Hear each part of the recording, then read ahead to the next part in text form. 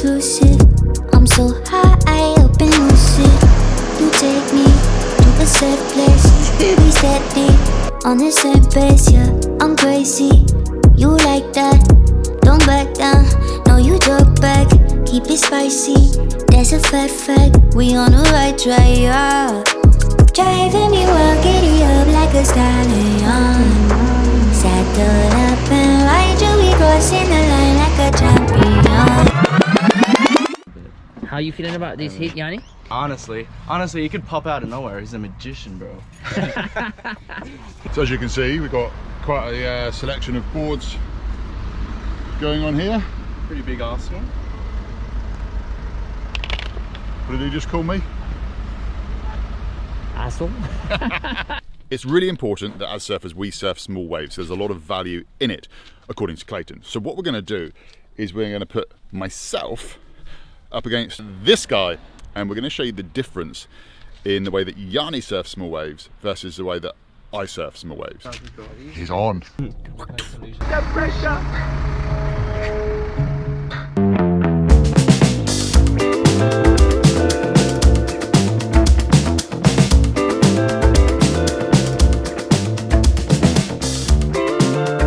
Actually looks really fun out there, hey? Yeah. Running in, slightly excited.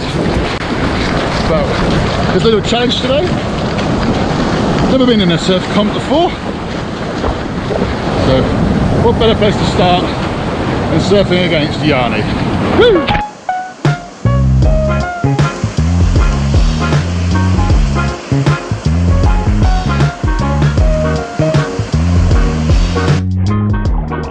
So last wave, first wave, felt really heavy on the takeoff. Here we go.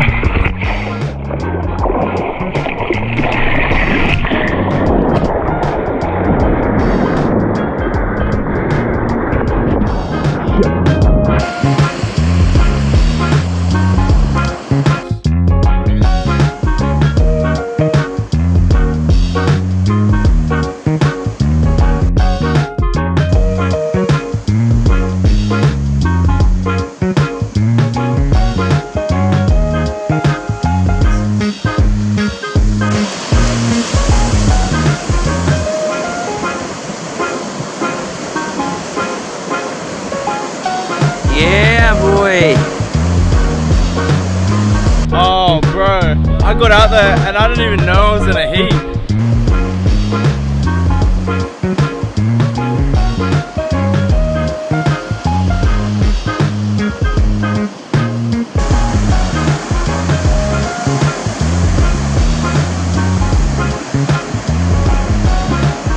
Oh, 3-turn combo. Yee.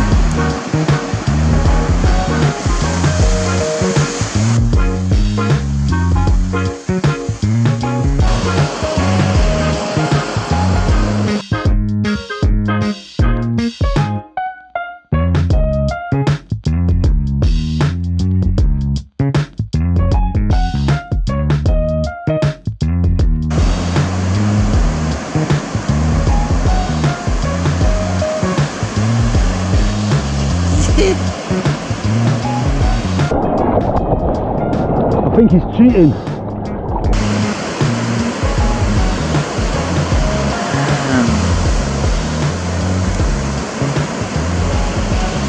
Yeah, dude.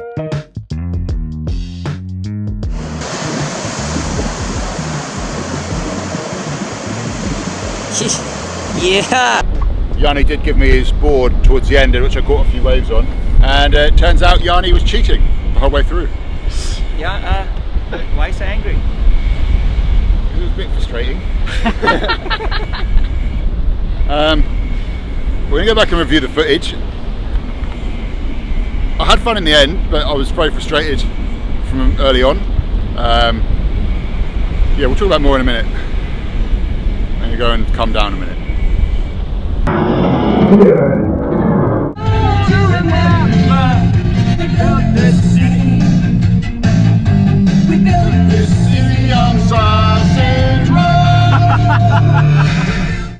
I've now calmed down. I was a little bit frustrated So after. angry. I found it really frustrating. I felt like I was surfing like a bag of potatoes out there, And then I'm seeing Yani looking light as a feather, busting little airs all over the place, making the most out of every single wave. Let's take a look at the footage. Let's see what we can learn from this. Often you'll see a swell come, you get really excited, you turn around and you paddle, and you stop looking at the wave, and you think, oh, I've got to catch a wave, I've got to stand up. And you take your eye off the wave, and you don't read the wave's potential. And then when you stand up, you're like, oh, this wave's horrible. Yeah. And that was often the case. Like if you look at that thing, there's no potential for turns. So yes, it was a bigger one that came through, but how was the potential? It was really low. Yeah, but like, so here, one of the things you were sort of saying to me is be really light, and okay, so I rode a whole different collection of boards out there. I think I was on Yani's board at this point. Have a look here. You're being light, you're kind of extending, trying to get speed, you're compressing, but you're in the flats. None of it works if you're not on the wave face. Okay. All right, you actually have to be on the actual wave face or like a skate ramp to compress and extend. You can't go onto the road and compress and extend and expect to go off the road and up and down.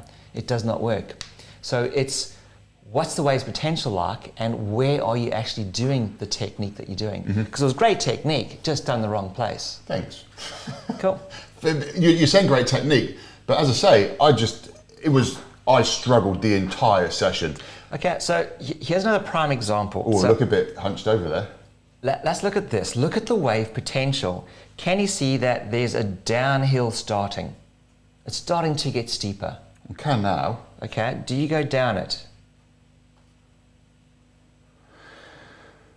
No. No, okay, so what you're doing, you're not reading the wave, again, looking for its potential, and then getting the timing right of doing the right technique at the right point.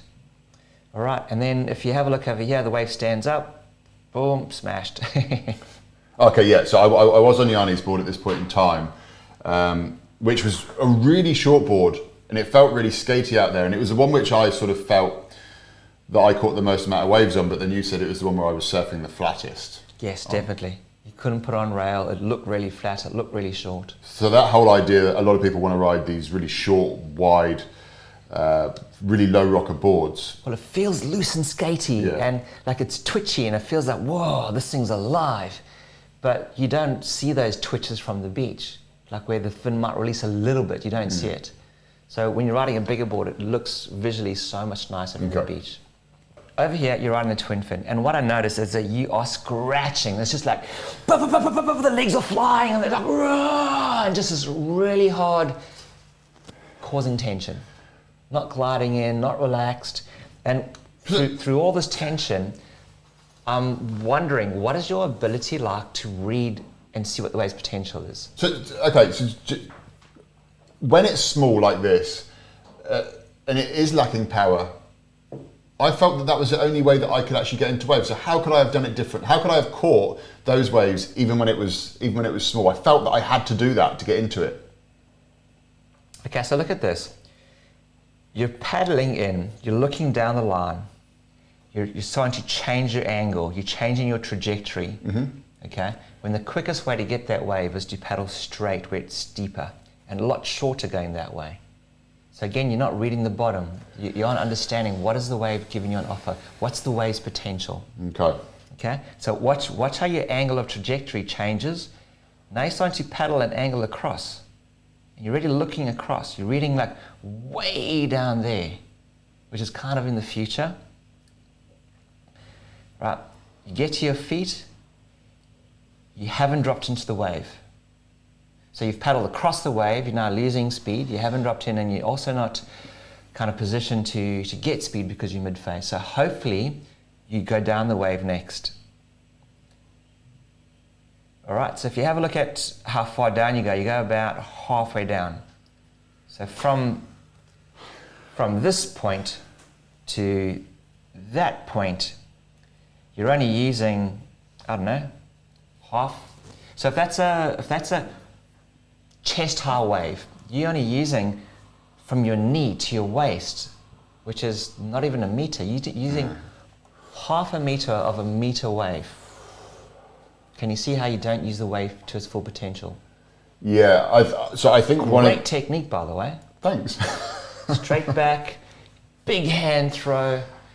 So I think this is what's really frustrating is although I felt like that I was trying to employ the right techniques, I still had this real heavy feeling, this feeling that I just wasn't making the most of the wave. Now sitting with you and looking back at the footage, I've realised now that because it was so small, that what was going on inside my mind was sort of, okay, got to catch a wave.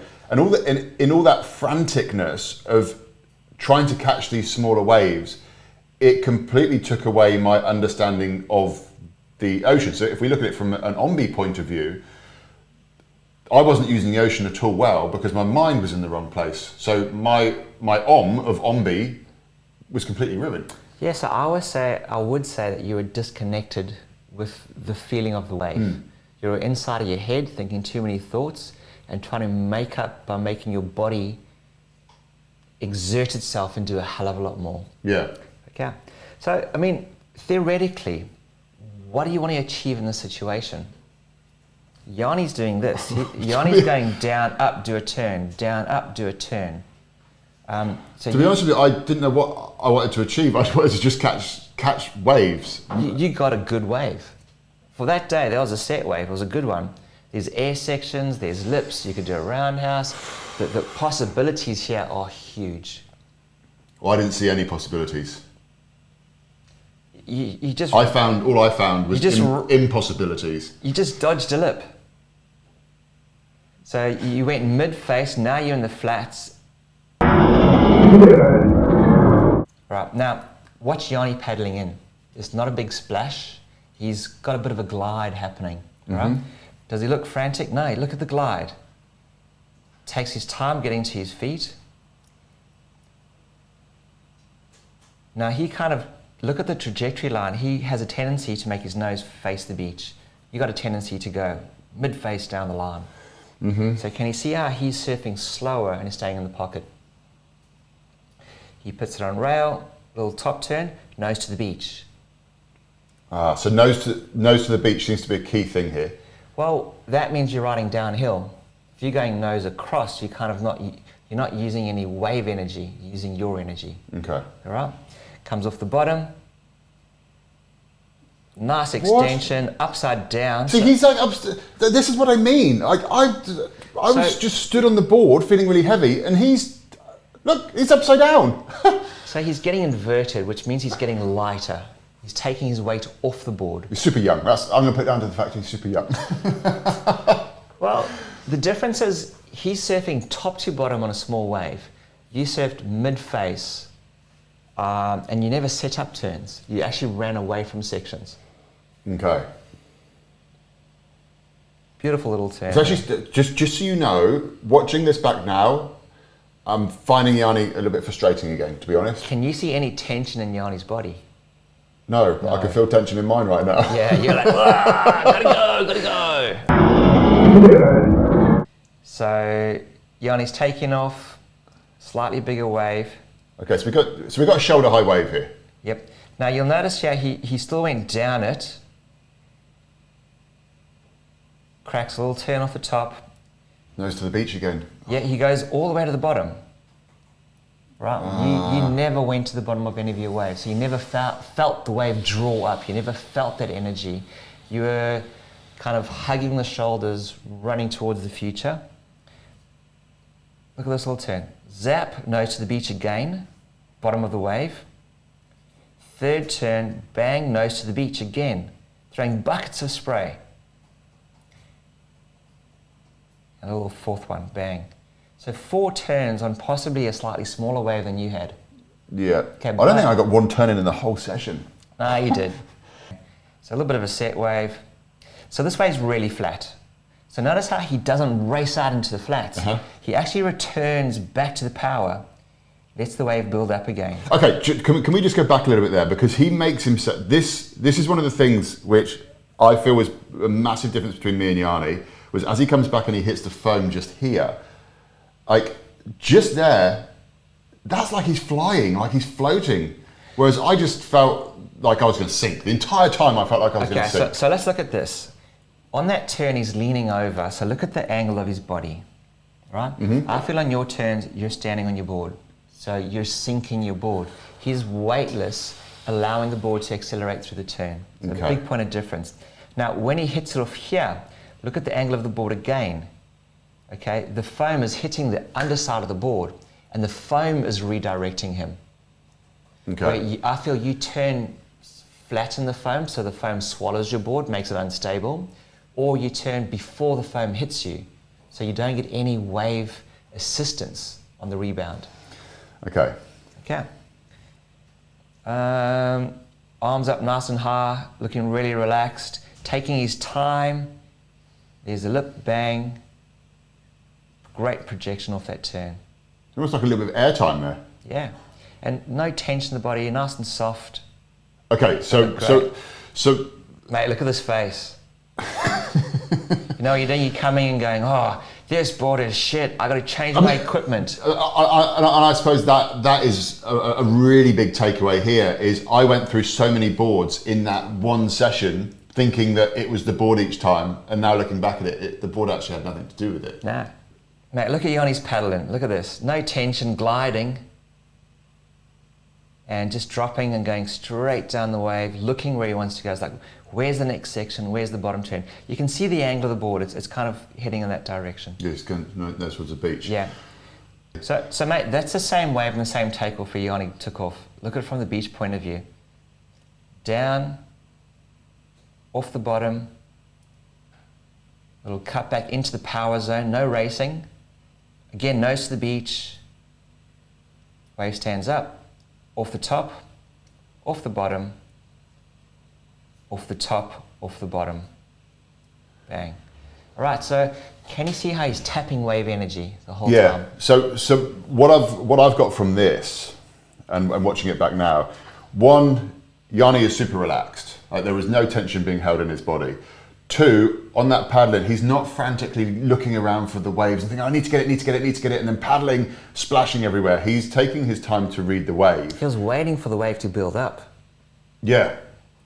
Whereas you ran away from that. Yes, thanks for reminding me. And the third thing is that nose to the beach all the time. Like, actually riding down the face of the wave, putting that nose towards the beach, doing a turn, and then bringing the nose back to face the beach again, rather than racing off down the line. Okay, so let me, in surfing, we got something that's called rail to rail. Yep. Okay, so on the bottom turn, I can see his rail. Right? He does the top turn, and he's on the rail again, inside rail. Yeah, it's upside down again. Okay, so when you surfed, what I saw was flat, flat, flat. Like you weren't engaging any rails. Now your board's got rocker, so if you're standing on it, your rocker's getting sunk deeper into the water and it's just pushing water. But when Yani puts his board on rail, the rocker helps Yani to turn. So he's using his equipment better, he's using the wave energy more, and then he's just relaxing and enjoying the ride. So let's wrap this up in terms of Ombi. When it comes to the ocean, what was Yani doing differently to me? So you saw a swell line, you paddled frantically to get up and you just try to go fast. But you ramped up the power in your body and the energy in your body, and in doing so, you lost feeling and connection with the wave. Okay. Okay? Then your mind was going 100 miles an hour. Right? Yeah. Yani was relaxed. It's like, oh, look at this cute little section. Zah! Look at that little closeout turn. Bang! And he was almost like savoring each little bit of energy in that wave, and he was doing the right turn at the right time. He wasn't overcooking anything. Okay. In terms of body, I'm gonna say making sure that he was relaxed is probably the key thing there with the body, whereas I was quite tense, which then just forced the board down into the water, along with not surfing on rail.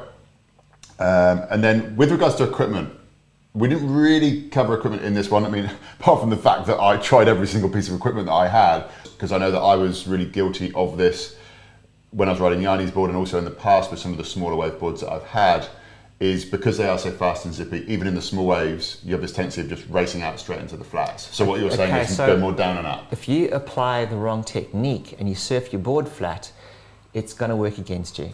You almost got to slow down in the pocket, put it on rail, and use those turning circles of the board well. Yeah. Awesome. So that is how to surf small waves. You've seen me versus Yani. You've seen how Yani made it look amazing. I made it look like a big sack of potatoes. But guys, what has been your biggest takeaway? Please leave it in the comments below. Also, if you haven't subscribed to the channel yet, make sure you do. Also hit that notification bell so that you get notified when the next video is released. But we'll see you in the next video.